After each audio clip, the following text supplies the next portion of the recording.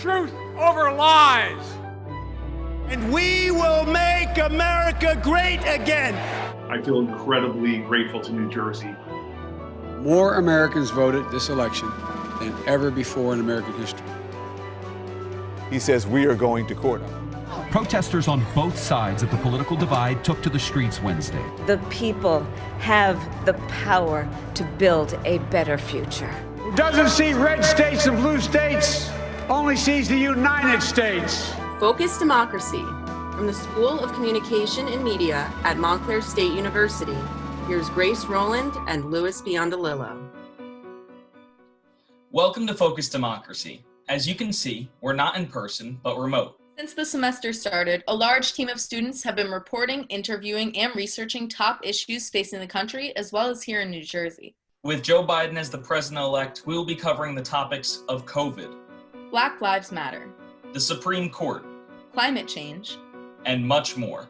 Joining me now is renowned American journalist, MSNBC analyst, and New York Times best-selling author, Jonathan Alter. So you've covered 10 presidential elections, and this was an unusual one. So what's been different about this election compared to others that you've seen? This particular president of the United States does not respect our traditions and is making baseless charges that relate to the core of our democracy, which is a dangerous moment for us. So we're all living through what I hope is not going to become a constitutional crisis or a cold civil war, but is a very perilous situation. And it was just a good thing for our country that he lost the election. So how do you think President Trump will handle the transition of power? Poorly. He indicated before the election that he was that the only way he could lose would be if the election was stolen from him, and then he suggested, immediately that it had been stolen without any evidence. It would be rather hard, just take a step back and think about it. How could you steal the votes for Biden, but not steal the votes for the Senate candidates below that? I mean, you can't rip the absentee ballot in half and say, okay, well, this part for the Senate candidates who are Republicans counts. This part for the presidential candidate is phony and made up. I mean, the whole thing is preposterous. Everybody has called it for Biden. So he is the president-elect, and you now have this situation where the president will not do the right thing and allow a lawful transition to go forward. We can't say we weren't warned. Before the election, Trump said, I don't guarantee a peaceful transfer of power. That's the first time in American history any president has said that. So, we knew this was going to be a really bumpy ride. And Trump lived up to expectation. If he still refuses to leave on January 20th, he will be escorted by the Secret Service off the White House premises. So before Biden was called for the presidency, news channels cut Trump off mid-speech because of misinformation. So how do you think journalists and news outlets are going to tackle another politician like Trump or even Trump himself in the future? This is a really great question, because this is the first time in our lifetime really that the media has done anything like that. In the past, it's been assumed that, if the president says it, it's news. Maybe you challenge him afterward, but you don't call him a liar. It's certainly not in a straight, news environment. I mean, maybe, critics writing for political magazines might have called Nixon a liar, but you didn't see Nixon, and I'm old enough to remember this, you didn't see him called a liar on television, even though he was. It's just that wasn't the way our system worked, and we had other ways of holding him accountable. Is that Republicans should be, if you have, a lot more should be saying, look, as our foreign allies around the world are saying, as everybody has indicated, even Fox News has indicated, this election is over. Get with reality. That's not happening. So it's fallen upon the media to do things that we're not really comfortable doing, like cutting away from the president when he's not telling the truth. People think that's what our function is. That's not why the U.S. Constitution singles out one private institution, the press. It's the only private industry that is mentioned in our Constitution. because they want it as a check on power. And our obligation is to truth. The straight news reporters and anchors, as we're learning in recent days, their obligation is also to the truth first. And if you have somebody who is lying, you're getting used, you're getting exploited if you just convey those lies without holding that person accountable for the truth.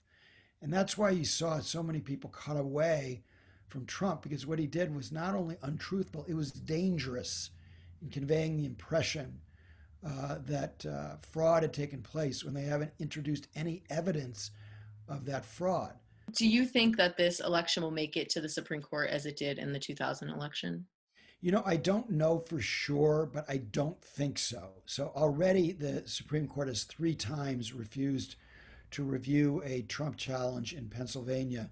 And I think for it to go to the Supreme Court, first it has to, get some kind of a decision at U.S. District Court, and then it can go up on an expedited basis fast to the Supreme Court. The odds of there being enough evidence, with an emphasis on evidence, because the Supreme Court doesn't care what some loudmouth on television says. They're looking for evidence, affidavits sworn on penalty of perjury of wrongdoing. And unless enough evidence is presented to them to reverse the election, I think they just won't take the case. And he has hundreds of lawyers working on this. So we don't know yet when those legal remedies will expire, but I think we can be confident that Joe Biden will take the oath on January 20th. So what is the biggest challenge facing President-elect Joe Biden? Well, I guess it would be the coronavirus and getting it under control, because we can't fix our economy until the virus is under control. And so Biden already has brought in a team of true experts who will give him high quality advice. And the problem is that they can't start planning for how they will combat the virus until we have an orderly transition. If we don't get control of this soon, it's going to kill a lot more people. And so there are stakes here to Trump's unconstitutional, narcissistic ego trip that he's on right now. Thank you so much, John, for your expertise. I really appreciate it. Yeah, thank you. Amy Coney Barrett's appointment to the Supreme Court was recently confirmed by the Senate, voting entirely along party lines. What does this mean for the future of the country? Carter Winter reports. The yeas are 52, the nays are 48. The nomination of Amy Coney Barrett of Indiana to be an Associate Justice of the Supreme Court of the United States is confirmed. With a new conservative justice on the Supreme Court, some are asking how this will affect the future of American politics and Joe Biden's presidency. I sat down with political science professor Bridget Callahan Harrison to discuss what you can expect to see. So the first thing I wanted to talk about was the recent passing of Supreme Court Justice Ruth Bader Ginsburg. Could you tell me a little bit about how her passing impacted the country, impacted the state of the courts, just everything in society? Sure. So, I mean, you would have to be living under a rock not to recognize that Ruth Bader Ginsburg kind of became a pop icon, a folk hero in the last couple of years before her passing. With Ginsburg on the court, there was perhaps a moderation in the kind of cases that the court chose to hear. That will end.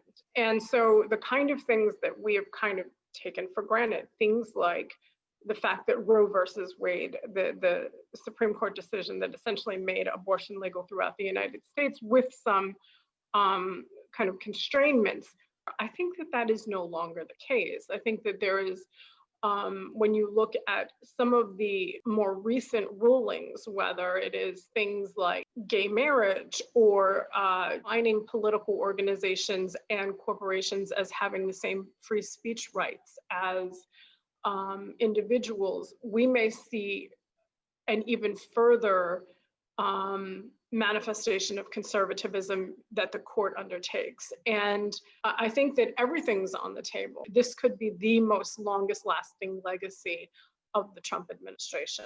With a 6-3 court, what this means particularly when you consider the fact that so many of the justices who are conservative are also very young. And what that means is that this is a court whose lifespan will be with us for the next at least 2 decades.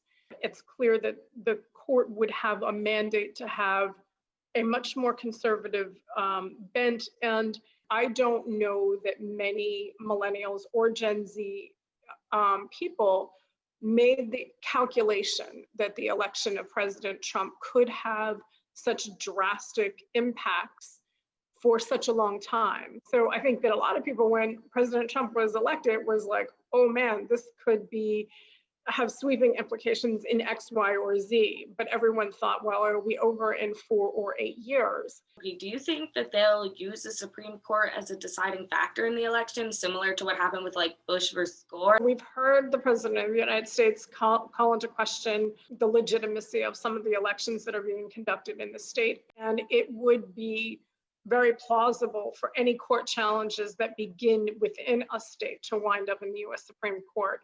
So it is not out of the realm of possibility that this Supreme Court will actually be making some decisions that impact the outcome of the presidential election. Joining us today, Christian Lundberg, an associate researcher at Circle, which means the Center for Information and Research on Civic Learning and Engagement in Massachusetts. Christian has worked on research projects at Circle, including county-by-county analyses of voting patterns in the 2020 primaries. Thank you, Christian, for joining us today. Thank you for having me. What this election was all about was young voters, young people voicing their ideas. We've seen that all year. So what is the state of youth voting this year? So we're still crunching the numbers, and there's still a lot of data and a lot of votes that have to come in. But so far, we've seen some really encouraging signs when it comes to young people making a difference in elections. So across a whole variety of different states, everything from Georgia to Arizona to Nevada and so on, young people are making a difference by turning out in large numbers, and also in who they're voting for president, because oftentimes young people are voting differently than older generations. And in doing so, flipping the outcomes in certain states, especially because there are a lot of states where the outcome is still up in the air and still to be decided. So the fact that young people are voting in the numbers that they are and supporting the candidates they're supporting is really pivotal and could very well alter the composition of the Congress and who is in the White House. There was just one reason. What do all of these young people have in common that they really, really want to see change? Sure, that's a really good question. And I would say that instead of focusing on what young people have in common, and they do have a lot in common, young people in general bring a lot of expertise when it comes to their communities and when it comes to like sort of living in America today. But young people are also very different and very diverse, the most diverse generation ever. And because of that, young people in certain states and in certain areas, or young people of different backgrounds or of different races, will vote very differently as well and will prefer different sort of candidates. So it's important to recognize that in particular, like in some places, young people such as like young Black voters in Georgia are voting in ways that really do differ from young white voters or young Hispanic voters. And as a consequence, they are making their own individual impact on the elections. So there's definitely a lot of different sort of factors going on, but it's also true that young people are really stepping up to the moment. They're believing in their own power, and they're making a difference, both at the ballot boxes here, but also through other forms of activism, such as protests, participating in social movements, participating by helping out their neighbors and their friends and their families in their communities, helping respond to COVID. So young people overall have shown a tremendous amount of activism and a tremendous engagement in civic life so far this year. But it's also important to remember that young people are also very different and are engaging in their own ways. Now, you mentioned the protests, and we were definitely going to be talking about that because it's a huge news story this year. In the 1960s and 70s, we saw young people protesting against the war. How does it compare to the 60s and 70s protests, these Black Lives Matter protests? Do we think that it has as big of an impact on the election? Well, in terms of the impact on the election, one thing that we can say is that these protests did a really remarkable job at sort of linking the protest and activism through social movements to activism through the ballot box. A lot of the organizers, who were often young people themselves, which is very important. It's very important to have young people in these positions of authority and positions of leadership in media, in activism, and in their communities in general. So young people being featured and telling other young people to vote is a really inspiring and a tremendous force for change, and a tremendous motivator for other young people to actually head to the ballot box and cast a ballot, or I guess send in their ballot by mail, because that also was a way to vote this year too. Where do we see these generations? We're talking about millennials, Generation Z, generations that come after Generation Z. In 10 years from now, what impact will they make in the next 10 years? Sure, that's a really good question. And it's hard to sort of make predictions, but what we do know from research is that young people who start voting tend to continue voting, because voting is a habit. It's sort of like brushing your teeth. Once you start voting, you sort of like gain the experience and sort of like know that you can vote and that you can participate in the democratic process this way. And so that sort of is inspiring and motivating to sort of continue the process. And we can also see sort of like trends over time by looking at millennials, the 30 to 39-year-olds demographic, which also tended to vote for Democratic candidates, as did the youngest generation, the 18 to 29-year-olds. Maybe not as much, but they also tended to do that. And we can see that as sort of like maybe a legacy of the 2008, 2012 Obama races, where a lot of young people were inspired as well during those campaigns and then continued voting in the sort of ways and in the numbers that they did back then. It will be interesting to see what happens 10 years from now, but it's really encouraging because we really talk a lot at Circle about starting early and growing voters to make sure that when young people become adults and later on in life, they can sort of continue voting and continue tapping into that power. Once again, that was Christian Lundberg, an associate researcher at Circle, the Center for Information and Research on Civic Learning and Engagement in Massachusetts. Thank you so much, Christian, for being here with us today. Thank you, and hope you get some rest and some sleep after this crazy week. Absolutely. Democratic incumbent Cory Booker has won re-election for the New Jersey Senate. Also winning re-election, all 12 congressional district incumbents, though Republicans gained a seat due to Congressman Jeff Van Drew switching from Democrat to Republican and embracing Donald Trump. Incumbent Mikey Sherrill will also be returning as Congresswoman for Congressional District 11, Montclair State's district. Our correspondent Ryan Breda has that part of the story. On November 3rd, Mikey Sherrill, the representative for New Jersey's 11th Congressional District, won re-election against Republican candidate Rosemary Becky by 14 percentage points. We spoke to the Congresswoman the night before the election to hear her plans for her next term and to outline the issues the 11th District faces going forward. Well, we definitely need another round of coronavirus funding, especially that state and local funding. That's so critical to getting our schools the support they need, getting our first responders and hospitals the support they need. We passed the HEROES Act back in May. Unfortunately, that never got a vote on the Senate. Negotiations failed, which was really disappointing. I really felt like there was a pathway for some bipartisan compromise. I'm hoping that we very quickly after the election can get back to the table, get some coronavirus support passed for another round of PPP loans and support for all our small businesses, and then move on to how we're going to rebuild our economy. Things like infrastructure spending, research and development, the things that New Jersey 11's really going to need to ramp back up our economy. All of these priorities coincide with New Jersey entering a second and perhaps most deadly phase of the coronavirus. Reporting from Montclair News Lab, this is Ryan Breda.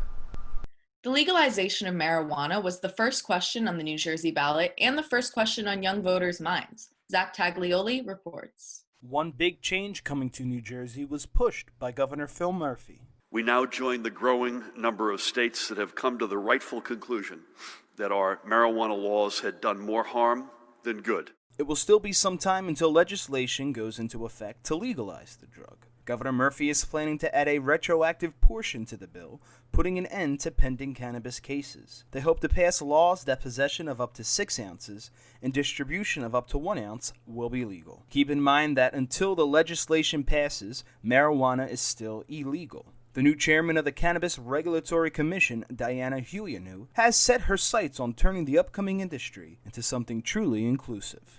My vision for the Cannabis Regulatory Commission is one that I know Governor Murphy and Jeff both share.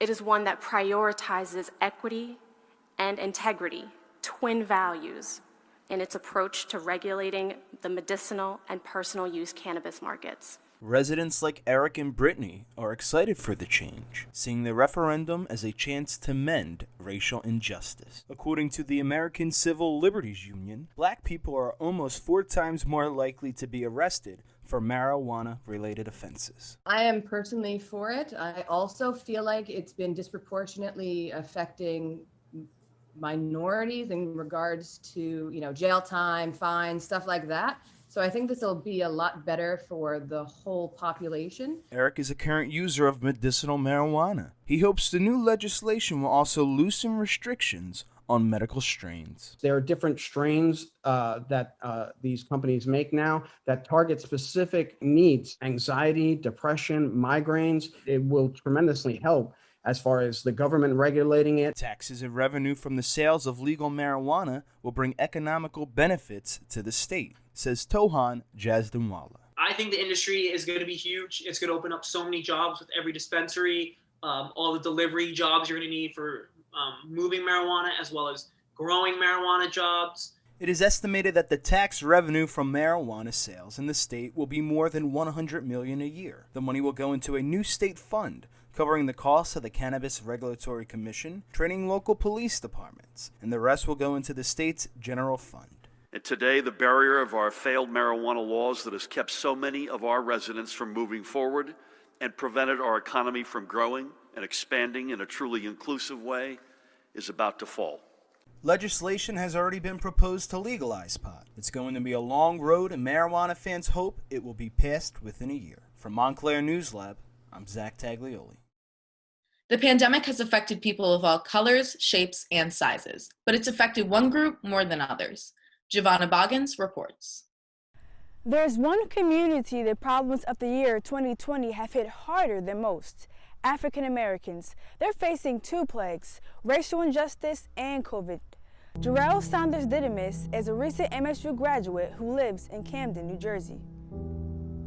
A lot of people in my hometown dealing with a virus every day before this virus even came out. They're living through poverty. They're living through worse things that's been happening to them for years. As bad as living in poverty is, COVID hit the African American community hard. On the African American community, and we're doing everything in our power to address this challenge. It's a tremendous challenge. The COVID-19 mortality rate is 3 times higher for blacks than whites.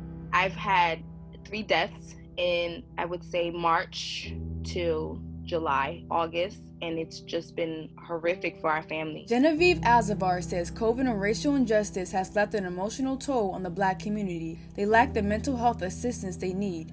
Genevieve says she's dealing with it the best she can. As a black woman in America, we've learned to suppress our emotions, learn to live past it. 4.8 million African Americans have reported they are suffering from a mental illness. And Bria Willis, a director of social workers at a healthcare center, does not see a rise in people asking for help. I think it's a lack of resources. I think financially, lack of insurance, and also you really don't see a lot of communities or facilities that offer counseling services in the black community. Like if you wanted to go seek counseling, you would probably have to travel pretty far. Genevieve believes she needs help but cannot afford it. I feel like that's money that I don't need to spend at this very moment because it's not my most important resource right now that I need. It can be stressful to be an African American in America today. Black men are about 2.5 times more likely to be killed by a police officer than white men, and black women are 1.4 times more likely than white women. Every day is the same for me. Like if I see a cop, like I'm slowing down super slow. Like if I'm walking, I'm gonna look at the cop, make sure they're not looking at me. Worrying about what can happen in 2 seconds. I'll just always think about death. Seeing it every single day. So the natural reaction to the body to protect itself emotionally is to numb yourself. So that's what most, especially black men, if you see a black man being gunned and killed in the street and you see gun violence and you see it every single day, it becomes the norm. This election year, Jarrell thought Black Lives Matter would mean change. In this election, black people are the center of attention and we still getting treated like nothing. In 2018, 58.2 black young adults 18 through 25 and 50.1% of adults 26 through 49 with serious illness did not receive treatment. When you have a community that's so suppressed and that's used to being suppressed, and that's used to being an underdog, and that's used to being a minority, you don't necessarily feel like you have a safe place to express yourself emotionally. In 2015, 86% of psychologists in the U.S. workforce were white, 5% were Asian and Hispanic, and 4% were Black. I don't think they could understand it unless they were the type of person that lived through my shoes or lived through my traumas or my obstacles. I still want to seek counseling. I only want to see a therapist who can relate to me. That's why I've been holding back. The starting point for change is teaching that it is okay to express positive and negative emotions. Natural reaction is anger, and there's nothing wrong with that. Anger, disappointment, helplessness, depression, anxiety, feeling like you want to give up, suicide. I encourage people to get more involved in the issue instead of sitting back and just moping about it and being upset about it and allowing that emotion to overcome you. COVID and racial injustice can be overwhelming. The message here is seek help. It can save your life. From Montclair News Lab, I'm Giovanna Boggins. 2020 has been the year of COVID and its devastating impact all over the world.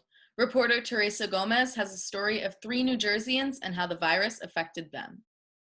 When New Jersey had its first COVID cases, many people were confused, scared, and could not completely put into perspective what was happening. Everything changed. This is the story of 3 people and how they survived the earliest days of this pandemic. And I realized, oh my God, I am actually experiencing this symptom. Sonia Bozic, a professor at Montclair State School of Communication and Media, and her husband, a gallery cultural center owner, Alexander, got the coronavirus at the end of March. Initially, I didn't even notice, because I only had loss of smell and I felt completely fine. My husband started having symptoms, and that's the weirdest thing. And I think the most dangerous because you are not aware. Sonia had a milder case of coronavirus, and her husband's condition was much worse. As I remember, night before I got a fever, I have some strange dreams that I'm in some very, very dangerous situation. And in 1 hour, I had a body ache. Oh, but when I wake up in the morning, I was a little bit tired and nothing more. But then in next night, I got a fever and very strong body ache. It was next 36 hours. My joints were very painful. In that moment, I was thinking that, maybe this is the end. For the entire time we stayed inside. At that time, you couldn't get tested. There was no way we could, because New York was a crazy, messy place. We even called our primary care doctor, and I felt like the person on the other side couldn't wait to hang up. Dr. Fatima Hamid, a family care physician in Westfield with Summit Medical Group, encountered her first cases early on. I think we didn't have enough data about COVID at the time. It was flu season, so I was seeing a lot of patients in office. We didn't have guidelines to wear masks or anything like that, so we probably had exposure as well. We're swabbing patients all the time, so some of my patients did turn out to be COVID positive after I evaluated them, managed them. We were starting to see patients that were flu negative, strep negative, and we just presumed that it was it was just another virus and viral infection until we realized that we didn't have a test to test for COVID. As doctors like Dr. Hamid were figuring out what the virus was, Sonia and Alexander were trying remedies at home to help with their symptoms. It's really important to keep your lungs wet and humid, even taking showers, also to inhale cold water and then inhale that evaporation. As stated by the Mayo Clinic, air moisture can ease symptoms of a cold or other respiratory conditions like coronavirus. Sonia and her husband are both doing well and recovered. And for Dr. Hamid, telehealth went from something she always avoided with her patients to something she embraced. Now, if you take a look at how COVID is treated now, I can say, look, we have tons of testing. If I know you have symptoms, I'm sending you to our urgent care. They're going to swab you. They're going to tell you right away if you have it or not. Now that flu season is here and COVID rates are up, doctors are worried, but more prepared. If COVID plans to stick around that entire time, I think we might have a little bit of a burnout, and who's to say we'll really have enough PPE? Because we kind of didn't. But what doctors can't control is the spread of misinformation. According to the American Journal for Managed Care, there have been 2,311 reports of rumors, stigma, and conspiracy theories in 25 languages and in 87 countries. We have to protect ourselves, and even though we were careful, we got it. You can't gamble with your own life, and you cannot gamble with others people's life. A couple and a doctor who overcame the challenges this virus has caused. Reporting from Montclair News Lab, this is Teresa Gomez. Turning now to the power of still photography. Sarah DePippa, our social media correspondent, reports. Professor Tom Franklin's photojournalism class went around New Jersey taking photos of what was occurring during the 2020 election. Let's see what these students captured during this historical moment. In this first photo, Kamala Harris hosted an invite-only event in an effort to secure a Democratic win for the state of Pennsylvania. Emma Coughlin did a fantastic job capitalizing on this opportunity by capturing some amazing photos. Way to go, Emma. For those unable to cast a mail-in ballot on time, many gathered in Union City and would wait in line for 20 minutes to ensure that their voices would be heard this election. This photo was taken by Joni May de los Santos. Amazing job, Joni. For many people, this year's election was an extremely emotional roller coaster ride. Anton Speck did a great job of capturing this feeling by taking this photo of a couple hugging after they submitted their mail-in ballots. And for our next group of photos, Bernice Degois took this photo showing stores across America doing their part to ensure that their customers exercise their right to vote, as you can see with the voting signs here in an Urban Outfitters store in New Jersey. This photo was taken by Dylan Hoffman and is such a great photo for so many reasons.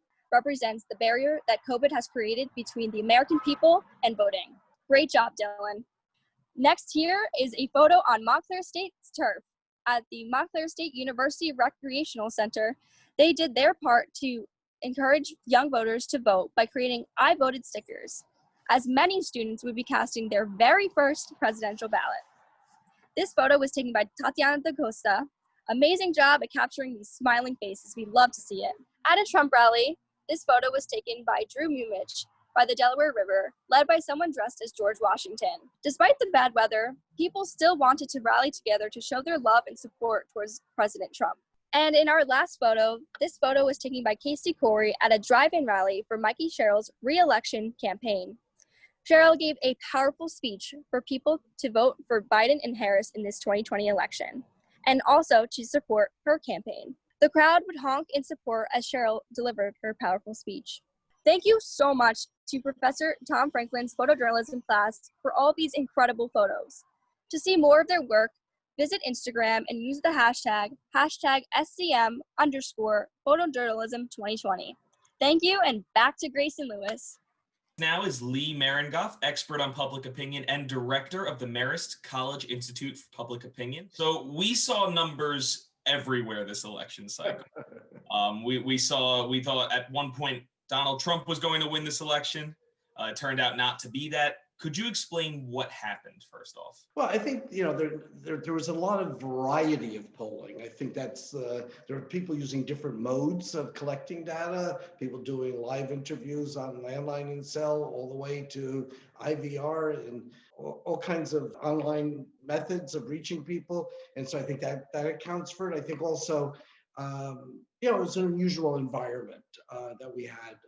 And particularly at the end where we had so many different ways, not only were the pollsters conducting their polls, but different ways that people were voting, by mail, in person, on election day, in person before election day.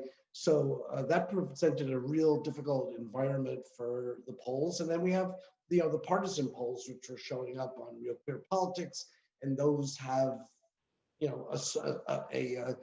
a spin on them as well. So there was just lots of numbers, as you correctly identify.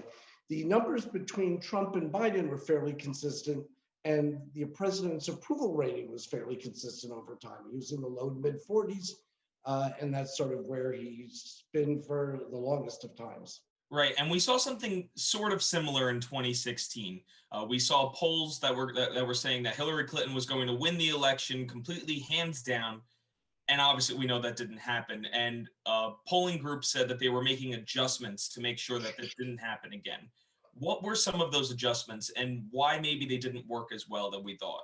Well, I think the big adjustment people made was they were starting to weight by education, adjust their sample to match, because they were afraid they were not getting the sufficient number of people without a college education who were more likely to vote for Trump. And that was the takeaway from 2016. I always thought there was a danger in fighting the last war, and we did not adjust that way. We thought the difference was more one of geography, that there's a wide chasm between the urban, suburban voters and then the rural vote. And I think we've seen that in 2016. I think we also saw it in 2000.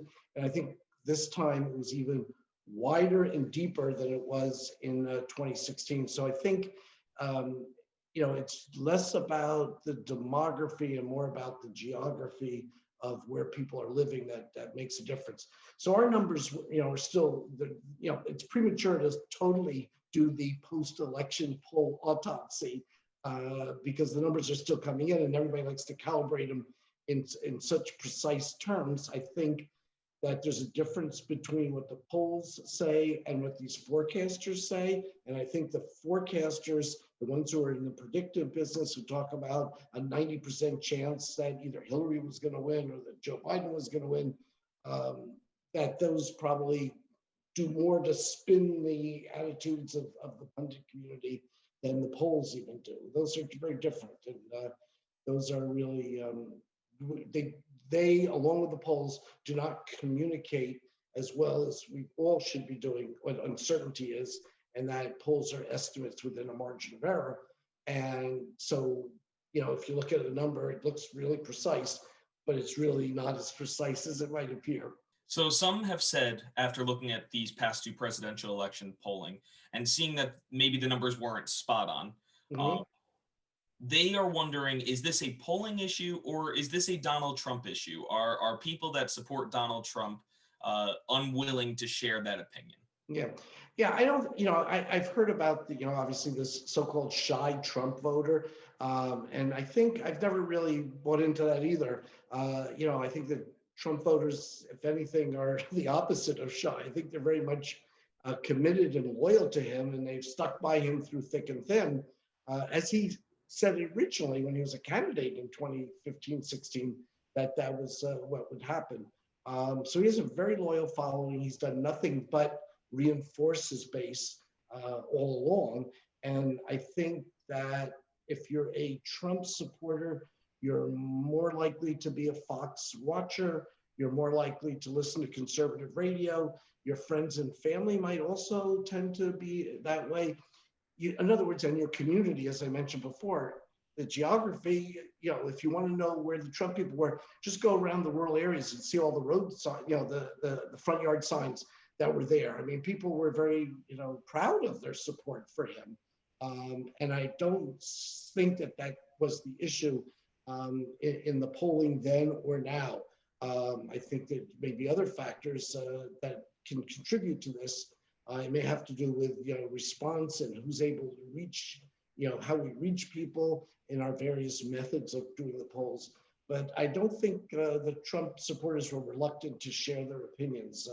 We didn't find that. I mean, when you're on the phone with Trump supporters, I mean, it's really clear. They have a lot to say, and they're very proud of their positions about it.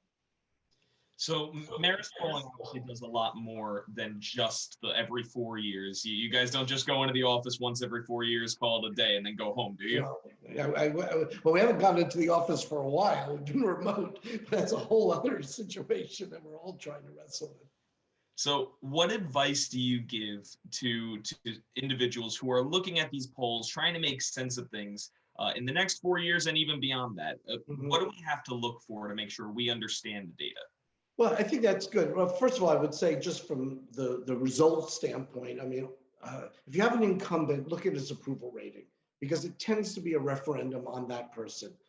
So right now, this election was all about Donald Trump, which was reinforced by his personality, obviously, and his temperament, but it was still about his administration, his 4 years in office, and whether people wanted to give him another 4 years or not. And I think that's a critical thing. I think in terms of polls generally, I think people are well advised to, remember that these are estimates. All polls are estimates. If you see a poll that has someone ahead by 6 points or whatever the approval rate might be, and it's plus or minus 3, that means 3 in both directions. So that means that if his approval rating was 46%, let's say, it would be somewhere between 43 and 49%. And that's just the statistical margin of error. There's a lot of other things that can make for polls being more accurate or less accurate. But even within that, there's a 6 point, maybe an 8 point spread in terms of results. Statistically, someone's got 2% more or 3% more. That's not a real difference. Editorially, it's a huge difference. So if I tell you that someone's going to carry Florida by 3.5 points and the error margin's plus or minus 3, which means a 6 point swing, that's not editorially satisfying. It may be statistically accurate, but I think that difference is one that I think the pollsters and the media have to be better at communicating. Obviously, we like leads and momentum and slippage and all the terms that come with horse race polls. Change is more attractive from a media standpoint than saying, well, its approval rating hasn't moved. But nonetheless, the accurate interpretation and communication of the results has to do with that these are very imprecise estimates, even though the numbers look really, really scientifically developed and precise. Well, thank you so much, Lee Marengoff, expert on public opinion and director of the Marist College Institute for Public Opinion. Thanks for joining us, and we hope to see you real soon. Yeah, thanks so much. It's a lot of fun. According to Pew Research Center, 42% of voters say climate change is very important to their vote. Here in New Jersey, you can see the effects on the coast, but there's another hidden threat. Kaya Masiak has our story. The Unimatic Manufacturing Corporation in Fairfield, New Jersey was a metal fabrication facility that operated between 1955 and 2001. Oils used there created a contamination problem, and the EPA named it a Superfund site in 2014. The problem? Dangerous PCBs, which may cause cancer and a range of health problems, are still in the ground. PCBs are incredibly long-lived chemical. Kevin Olson is a public health professor at Montclair State and works in the chemistry department. Essentially, the problem with the PCBs is if they are in some way mobilized and they can enter the food chain, then we can disperse of the environment and cause downstream effects. And this is where climate change comes in. If there's a storm, it could spread those chemicals and pollute surrounding areas, including the Passaic River, and according to the EPA, drinking wells less than half a mile from the site. If they get into the groundwater and then someone uses that groundwater for drinking, well, then there's that exposure through drinking water. New Jersey possesses the highest count of Superfund sites nationwide, 114 sites. In a study out this year, the EPA found that high levels of PCBs remain in the subsurface of the site's soil and inside the building. The EPA's remediation plan has not yet been completed, but outside construction projects have started around the site. I reached out to the EPA Regional 2 office that supervises Superfund sites, including New Jersey and New York. They provided this statement about the possible effects of climate change on Superfund sites. The EPA recognizes the importance of ensuring site cleanups are resilient in the face of existing risks and extreme weather events, and to that end, integrates vulnerability analysis and adaptation planning throughout the Superfund process for all sites, regardless of location. Deep EPA funding cuts and weakened environmental regulations brought on by the Trump administration may tighten operations in the EPA Superfund program. President Trump discredited the significance of climate change during a California wildfire briefing with Governor Newsom. It'll start getting cooler. You just watch. I wish science agreed with you. Well, I don't think science knows, actually. On the opposing side, Vice President Biden described his plans to combat climate change in the final presidential debate. Climate change, climate warming, global warming is an existential threat to humanity. The oil industry pollutes significantly. It has to be replaced by renewable energy over time. And I'd stop giving to the oil industry, I'd stop giving them federal subsidies. Climate change beats Superfund sites. It's an issue New Jersey will have to reckon with in the coming years. I'm Kaya Masiak for Focus Democracy. Joining us now is Professor Steve McCarthy, award-winning producer who has had a very successful career producing documentaries for PBS, 60 Minutes, and many others. This election cycle, he traveled to the battleground state of Pennsylvania to speak with voters about what issues they are facing in the state and who they supported this election. Professor McCarthy, thanks for joining us. Thank you for having me. So you were in Pennsylvania right before the election. What was the feeling in the air in such a key battleground state? Well, what we found was that there was a lot of excitement for Donald Trump and frankly, not a lot of excitement for Joe Biden. And that was interesting. People who were voting for Biden, some of them were like, well, you know, I really like Bernie, but I'll vote for him. He's better than Trump, this, that, the other. People that were like Trump, they loved Donald Trump. I mean, they had flags, there were parades, they were driving around honking horns. There was just this excitement about him. So the polls were saying that Biden was ahead and everything. I didn't believe the polls, to be honest with you. I believe my reporting because I talked to dozens of people, some of them just on the phone, but some of them I interviewed. And I found that there was this level of excitement that didn't quite jive with what the polls were saying. And as it turned out, we were right. It was really, really close. So our production, our story on Washington Week on PBS was right down the middle. We had as many Trump voters and time as we did Biden voters and time to them. Right. A key issue in Pennsylvania was the topic of police and Black Lives Matter. So let's take a look at a portion of your work right now. Next stop, the Philly suburbs. This is where I grew up, and for decades, it's been a crucial national political battleground, mostly white with a moderate streak. But the nation's raging debates, they're raging here too, especially the president's law and order message. We have these policemen that have been dealing with a lot, and they're being demoralized. Tina Hamilton organized a Back the Blue rally this summer in Upper Darby. You've been out there protesting in favor of President Trump, supporting police officers. Why is that so important to you? Law and order, safety. I don't want it to be like a free-for-all and a lot of crime. Tina, did you support President Trump in 2016? Yes, I did.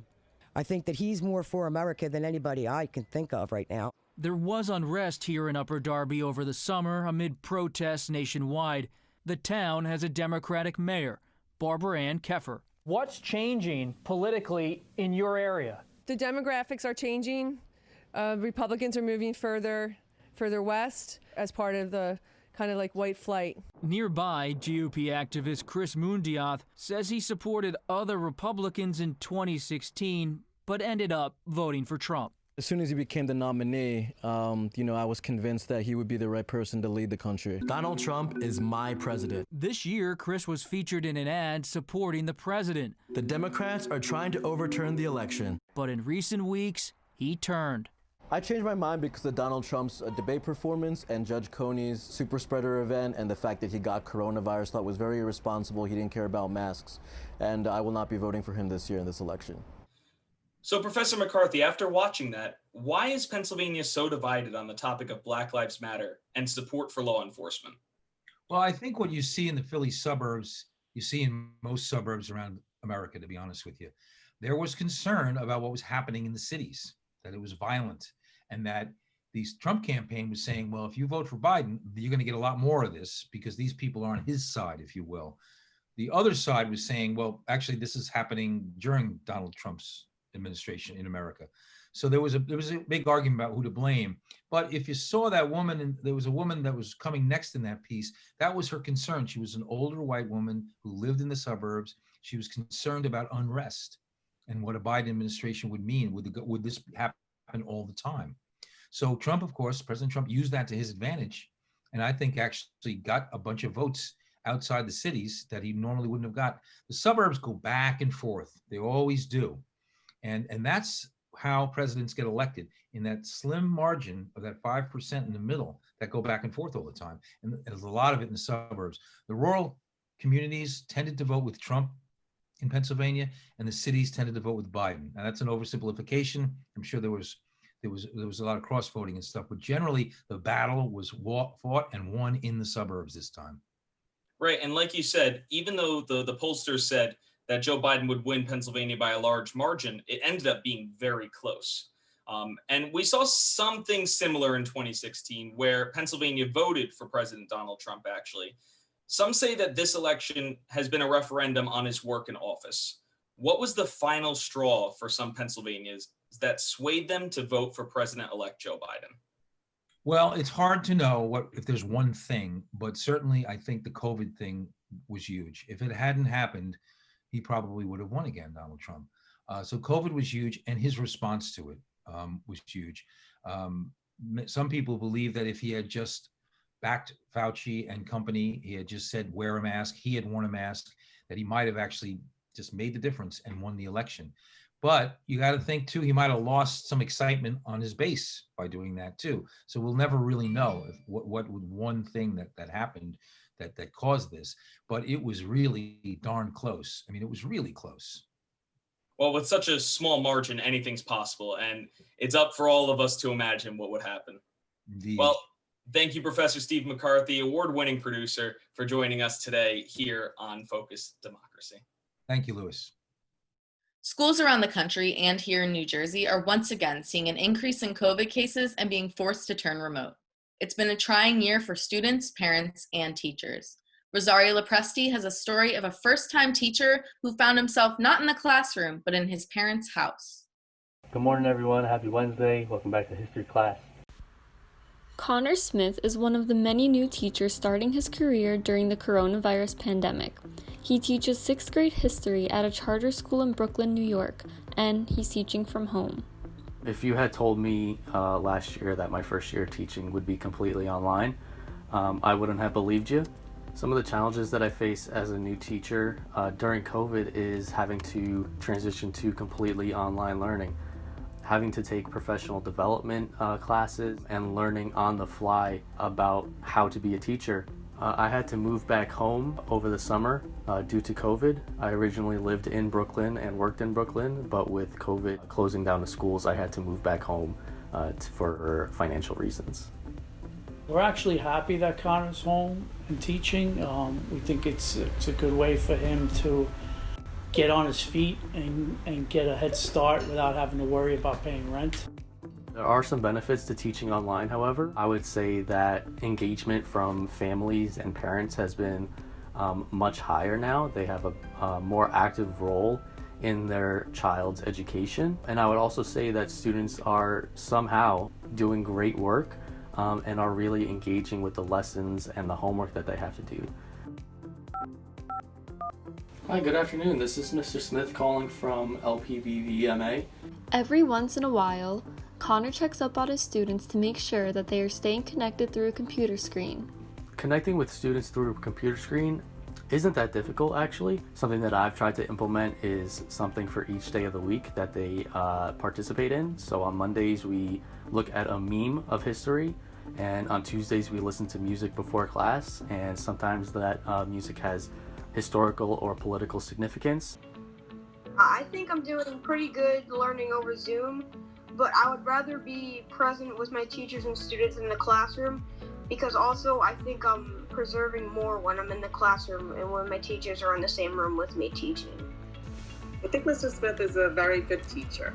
He's very attentive to the children. I think that given the circumstances that he just is a new teacher starting out with this pandemic, he's definitely very attentive and caring. Thank you all for a great class. Thank you for participating, and I will see you all tomorrow. It's been really important to just kind of roll with the punches and go with the flow and learn on the fly. So I do feel that this has prepared me to become a better teacher in the future and be able to adjust on the fly and meet the needs of our students in any way possible. On the bright side, teachers are learning new skills that will outlast COVID. While online learning is most likely going to stretch through the winter of 2020, many teachers are hopeful and prepared that by the spring, they will go back to in-person learning. Reporting from Montclair News Lab, I am Rosario Lopresti.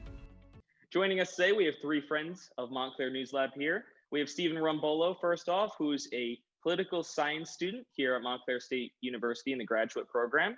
Then we have Nyasia Brackett, who's a former field organizer on the Joe Biden campaign. And last but certainly not least, we have AJ Melillo, who is a undergrad student studying political science here also at Montclair State. Thanks for joining us today. So at the time of this recording, former Vice President Joe Biden is now considered President-elect Joe Biden. Much to the surprise of many individuals that we saw through the polls, it was a very close race. What do we think happened? What changed that made this race so close? AJ, do you want to start there? Sure. First of all, I want to start with saying that the race isn't over yet. The media called it for Joe Biden.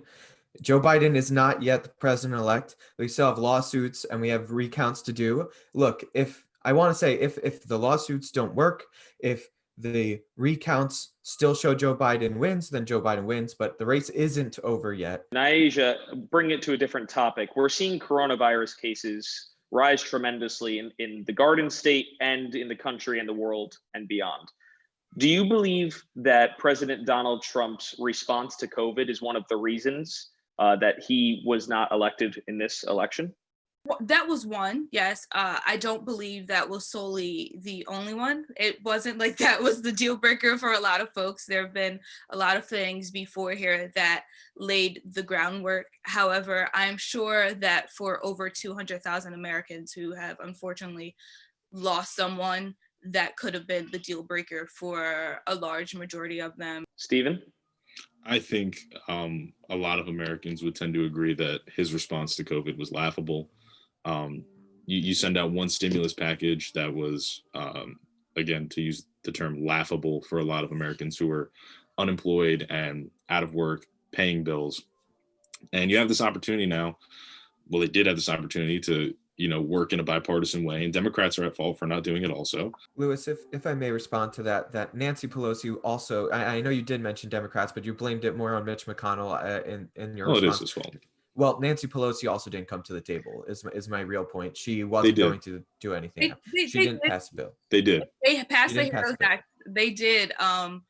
But unfortunately, I agree with Stephen that we played politics instead of caring about American lives. Thank you, Naija. Thank you, Stephen. And thank you, AJ, for being here, sharing your voices, your thoughts of young voters. Americans can have their voices heard in elections as soon as they turn 18. But what about those who aren't old enough to vote yet? Let's hear now from the future voters of America. I know that Biden and Donald Trump are running for president. His name is Joe Biden. Donald Trump also. Do you know the other person? No, I don't know his name. Donald Trump and President Trump. Oh, they're two different people? Okay. A president protects his country. They go on the news. And I also think they have a lot of paperwork.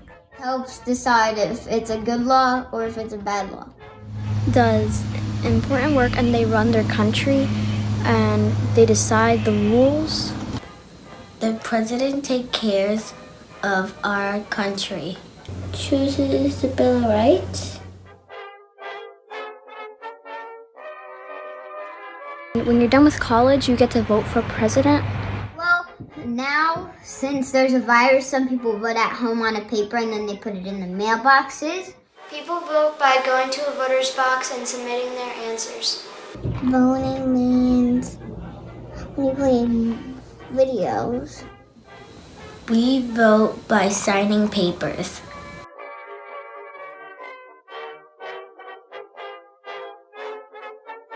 I would choose what's best for the country, and I would make the right decisions.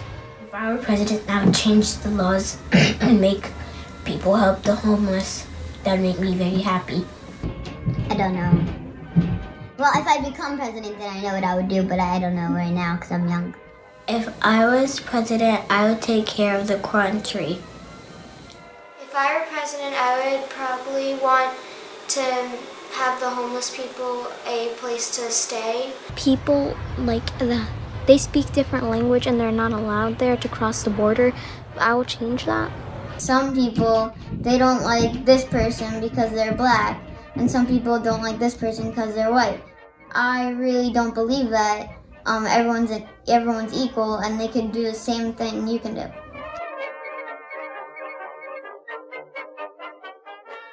I think our future is in great hands with those kids. I completely agree. And for those of us old enough to actually vote, young voters are very passionate about what they believe in. As we're passionate about the show we brought to you today, even though we're not a big news corporation, we appreciate you joining us today because we are passionate about reporting. From all of us here at the School of Communication and Media at Montclair State University, I'm Louis Biondolillo. And I'm Grace Rowland. Stay safe.